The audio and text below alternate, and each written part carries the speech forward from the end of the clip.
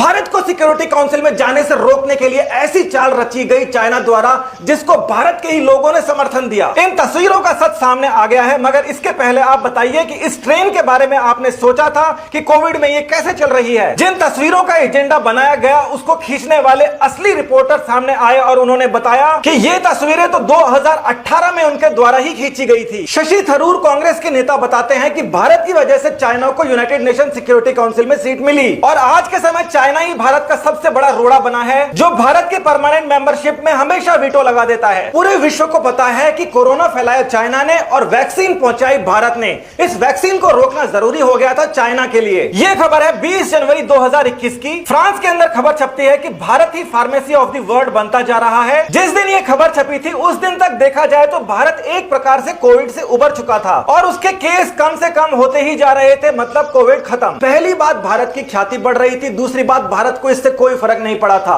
इसका फर्क क्या पड़ता है चाइना पे? 12 मार्च तक भारत ने 70 कंट्रियों के अंदर अपने कोविड वैक्सीन भेज दी थी। ये 70 कंट्रियां जो हैं उनके पास में वोटिंग राइट्स होती हैं और उसकी वजह से भारत पहुंच सकता है यूनाइटेड नेशन सिक्योरिटी काउंसिल के अंदर। इस ऑपरेशन को वैक्सीन मैत्री का नाम दिया गया, वसुधैव कुटुंबकम को चरितार्थ किया गया। तो 20 जनवरी से लेकर मार्च आने तक ऐसा लगा कि भारत इस ऑपरेशन में कामयाब हो चुका है। भारत में सब ठीक चल रहा था, कोविड खत्म हो गया था, वैक्सीन भेजी जा रही थी, इलेक्शंस का अनाउंसमेंट हो जाता है। जैसे ही इलेक्शंस का अनाउंसमेंट होता है वायरस की एक नई स्ट्रेन बंगाल में पता नहीं कैसे पहुंच जाती है। कहां से आई है ये स्ट्रेन इसका बिल्कुल पता नहीं, मगर पूरे के पूरे भारत के अंदर ये फैल जाती है। माहौल पूरा बदलने वाला था, भारत के खिलाफ बनने वाला था, भारत के अंदर भी और भारत के बाहर भी। ये पुरानी फोटोज अचानक से फैला दी जाती है, हर जगह यही दिखाई देने लगती हैं। बहुत सारी पुरानी और नई फोटोज को मिक्स करके कई सारी खबरें बनाई जाती हैं और अपने आप ही मान लिया जाता है कि जितनी भी नई डेड बॉडीज हैं ये सारी की सारी कोविड से ही हुई हैं। मतलब सरकार ने इसकी पुष्टि नहीं की मगर विदेशी मीडिया ने अपने आप छाप लिया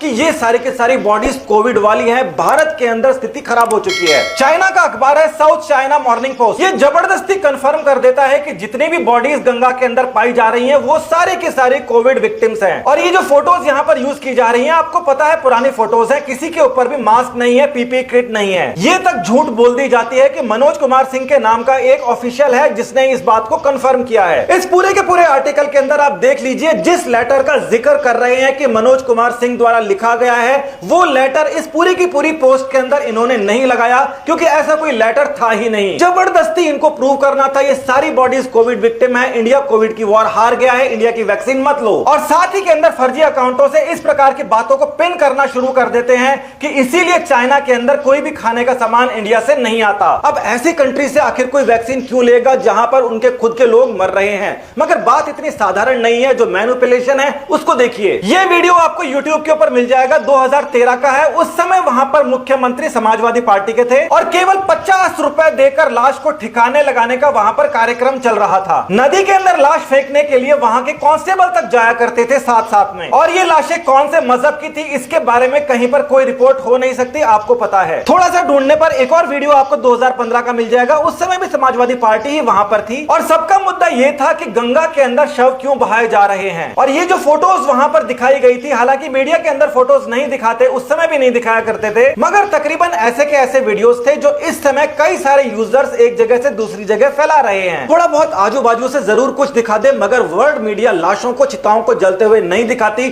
मगर इस बार इंडिया की जो चिताएं थी, लाशें थी, हर जगह फैल रही थी। कतर का ऑफिशियल गवर्नमेंट का जो न्यूज चैनल है अल जजीरा, जिसकी बिल्डिंग हाल ही के अंदर इजराइल ने उड़ाई है, उसके अंदर भी गैर जिम्मेदाराना तरीके से रिपोर्टिंग की गई कि ये कोविड विक्टिम्स हैं। हेडलाइन के अंदर सस्पेक्टेड लिखते हैं मगर बाद के अंदर ये उसको कंफर्म कर देते हैं। अब इनका सबसे बड़ा झूठ तो ये था कि लकड़ियां खत्म हो गई, पैसे लोगों के पास है नहीं इसीलिए बहा रहे हैं, मगर किसी ने ये नहीं सोचा कि केवल गंगा किनारे ही मौतें हुई है, बाकी लाशों का क्या हुआ? क्रीमेशन के लिए लकड़ियों का इस्तेमाल ही नहीं किया जाता, उपले भी इस्तेमाल में लिए जाते हैं भारतीय सभ्यता में। और ये जो उपले हैं ये हर घर के अंदर मिल जाते हैं। कम से कम 30% जनसंख्या आज भी इन उपलों का इस्तेमाल करती है खाना पकाने के लिए। बॉडीज को बहाने वाले सारे के सारे लॉजिक फेल थे, बस एक लॉजिक पास था कि इंडिया को किसी भी तरीके से वैक्सीन डिप्लोमेसी से हटाना है, यूनाइटेड नेशन सिक्योरिटी काउंसिल ना पहुंच जाए। वैसे ये बात ठीक है कि अमेरिकी गवर्नमेंट का जो पोर्टल है उसने ये बताया है कि हाँ बॉडी जरूर फाइंड आउट हुई है मगर इनके रीजंस अदर देन कोविड-19 है इनके मरने के। तो अमेरिका जो है वो कम से कम सच बोल रहा था मगर उसके सच के ऊपर लोगों को यकीन ही क्यों करना था। मगर अब आप एक केस देखिए अरब न्यूज का जिसको फंड करता है सऊदी अरेबिया। ढंग से इस बात को समझिए समझिए, ये प्राइवेट इंडिपेंडेंट न्यूज पैनल्स नहीं है, ये सरकार के पैसों से चलने वाले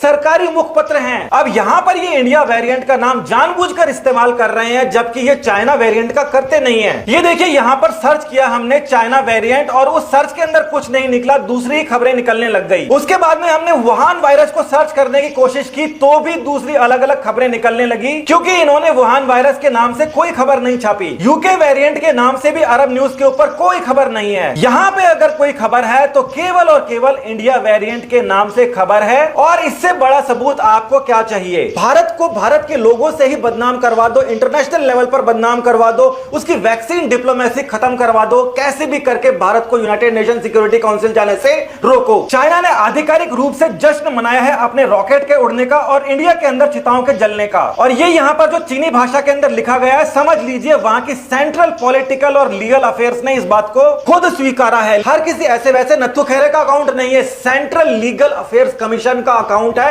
आधिकारिक अकाउंट है। ये खबरें चल रही है कि इंडिया की वैक्सीन डिप्लोमेसी और फॉरेन पॉलिसी फेल हो चुकी है। 23 मार्च को बोला जा रहा था कि इंडिया के अंदर बहुत सारा मेडिकल टूरिज्म आएगा, इंडिया को बहुत फायदा होगा। वहीं पर भारत की विपक्षी पार्टियां भी ये स्वीकार रही हैं, वो ये कह रही हैं कि अगर इसी प्रकार से डेड बॉडीज को हर जगह बहाया जाएगा, दिखाया जाएगा, तो हमारी वैक्सीन को कौन स्वीकारेगा? वोट की चाहत के अंदर चाइना की चाल में हमारी विपक्षी पार्टियां आ गई, अब जाकर उनको एहसास हो रहा है। मगर अभी तक ये क्या क्या कर चुकी हैं? हमारे ही लीडर्स पूछ रहे हैं कि बच्चों की वैक्सीन इंडिया से बाहर क्यों भेजी जा रही है, जबकि असली बात यह है कि वैक्सीन को बच्चों को लगाने की फिलहाल परमिशन ही नहीं है। पहले कई सारे क्लिनिकल ट्रायल्स होते हैं, क्लिनिकल ट्रायल्स के बाद के अंदर वो मैच्योर को लगाई जाती है और मैच्योर लोगों को लगाने के बाद के अंदर फोर्थ फेज जो मार्केट सर्विलेंस कहते हैं, इस मार्केट सर्विलेंस का डेटा इकट्ठा होने के बाद बच्चों को लगाने की परमिशन दी जाती है, जो अभी तक हुआ नहीं है। जबकि राहुल गांधी जी को यह बताना चाहिए कि राजस्थान के अंदर जो कांग्रेस गवर्नमेंट है, वहां पर इतनी भयंकर लापरवाही क्यों चल रही है कि इस समय तक 11.5 लाख डोज जो हैं वो प्रदेश के अंदर खराब हो चुकी है राजस्थान में। ये वैक्सीन बहुत ही डेलिकेट वैक्सीन है, 10% तक खराब हो सकती हैं, मगर 40% तक एक जगह खराब हो रही है एक ही राज्य में, जबकि दूसरी जगह 0% खराब हो रही है। इसका मतलब लापरवाही हो रही है राज्य सरकार के द्वारा। फिर भी बड़ी बात यह है कि विपक्षी पार्टियों को अब समझ आ गई है और वो इस प्रोपेगेंडा से दूरी बना रहे हैं। आपको भी इस प्रोपेगेंडा से बाहर निकल के आना होगा और समझना होगा कि हम बार बार वही गलतियां करते हैं, विदेशी चालों के अंदर फंस जाते हैं और अपने ही देश का नुकसान करते हैं। पार्टीबाजी बाद में कर लेना, जब चुनाव आए उसके पहले देश एकजुट होकर रहना सीखे, यही हमारे लिए अच्छा है। बहुत बहुत धन्यवाद, नमस्कार।